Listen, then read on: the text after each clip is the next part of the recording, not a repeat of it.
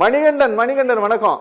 வெட்கம் இல்லாமல் தேர்தல் அறிக்கை வெளியிடும் பழனிசாமி அப்படின்னு சொல்லிட்டு இன்னைக்கு முரசொலி தலையங்கம் எழுதி இருக்கிறது. அதில் அவருடைய 3ஆம் கட்ட தேர்தல் அறிக்கை குறித்த விமர்சனத்தை தான் இன்னைக்கு தலையங்கமாக தீட்டியிருக்கிறார்கள்.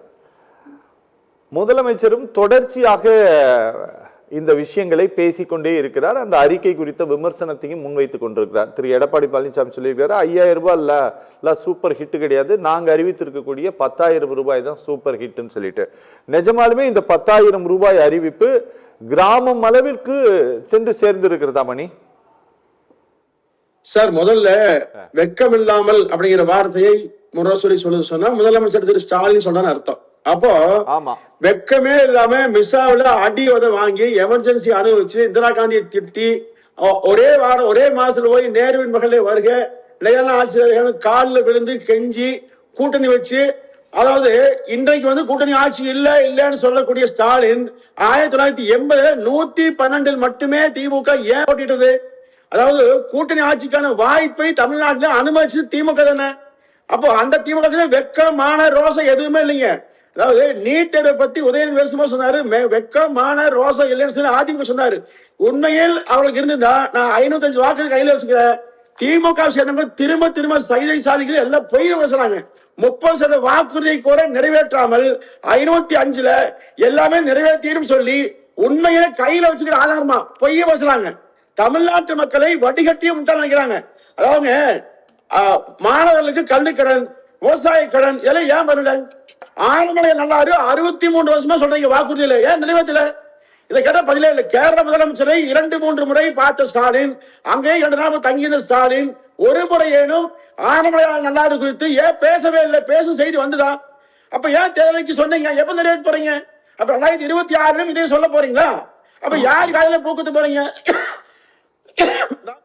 முழுக்க திமுக முதலமைச்சர் ஸ்டாலின் அவர்கள் மக்களை ஏமாற்றுவதற்காக மடைமாற்றி பேசிக் கொண்டிருக்கிறார்.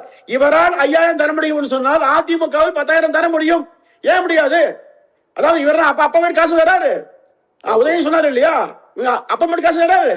கவர்மெண்ட் காசு யார் தர முடியாது? அதாவது வரி வருவாயை அளவுக்கு அதிகமாக உயர்த்தி விட்டு 50% எல்லா வரையும் உயர்த்தி விட்டு மக்கள் மத்தியில 1000 ரூபாய் கொடுத்தோம்னு சொல்லி ஏமாத்துறாங்க, வஞ்சிக்கிறாங்க. ஒவ்வொரு குடும்பத்திற்கும் 12,000 செலவாகுது. ஆனால் பெண்கள் இதற்குரிய 6,000 ரூபாய். அதிமுக ஆட்சி இருக்கிற போது கொரோனா காலத்துக்கு கூட வரி வருவாயை உயர்த்தாமல் ஆட்சி நடத்தி மக்கள் மீது எந்த சுமையும் சுமத்தாமல் நடத்திய ஆட்சி அதிமுக ஆட்சி. அப்போ இவங்க அடிமைன்னு சொன்னாங்கன்னா இதே மாதிரி கொத்தடிமையாக காங்கிரஸோட இருக்கக்கூடிய நிலை வந்துருச்சு. இன்னைக்கு காங்கிரஸ் மிரட்டுது. ஒரு ராஜ்யசபா தர வேண்டிய அவசியம் ஏன் வந்தது? அதாவது இன்றைக்கு கூட்டணியிலிருந்து வெளியே போனா வரக்கூடிய தேர்தலில் டெபாசிட் வாங்க வாய்ப்பே கிடையாது. எனவே காங்கிரஸை எப்படியாவது தங்கள் பக்கம் வைத்திருக்க கட்டாயம் திமுக வந்து இல்லையா? அப்போ தமிழ்நாட்டில் பல பேர் மாநில பேசினாரு, எம்பி பேசினாங்க, ரைட்டு. டெல்லியில இருந்து ராகுல் காந்தி ஏன் அறிக்கை தரல? ஏன் மறுக்கலது? ஏன் எங்கள் கட்சிக்காரர் சொல்றது தவறு, திமுகவோடு கூட்டணி நீடிக்கிறீங்க, அவங்க ஓப்பனா சொல்ல முடியல. அப்போ இது போன்ற சக்தி வரதான் செய்யும். அப்ப இந்த மாதிரி பிஜேபியில இருந்து 4 பேர் மந்திரி சொன்னா சொல்லத்தான் செய்வாங்க. அவங்க கட்சிக்காரர் திருப்பி எடுத்து பேசுவாங்க. அது இயல்பு. எல்லாரும் தந்திரி கட்சி நடத்துறாங்க. அவங்க கட்சியை வளர்த்ததுக்காக பேசதான் செய்வாங்க. அப்படி பேசியதாலும் தப்புன்னு சொல்ல முடியாது. அது என்ன அதிமுக சொன்னா மட்டும் தவறு. காங்கிரஸ் கட்சியும் விசிகாவும் கம்யூனிஸ்ட் கட்சியும் இன்னும் எல்லாருமே கடுமையா பேசிட்டு வந்தாங்க. அதை பற்றியெல்லாம் ஒரு வார்த்தை கூட பேசாமல் முதலமைச்சர் நேர்த்தியாக அணியை கொண்டு செல்கிறார் என்று கொஞ்சம் கூட கூச்சம் எல்லாம் பேசியிருக்காங்க. உண்மையை சொன்னால் தமிழ்நாட்டு மக்களை இதுவரை வஞ்சித்தது திமுக மட்டும்தான்.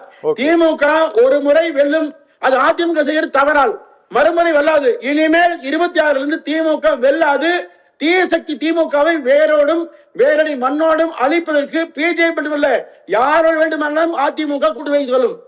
ஓகே.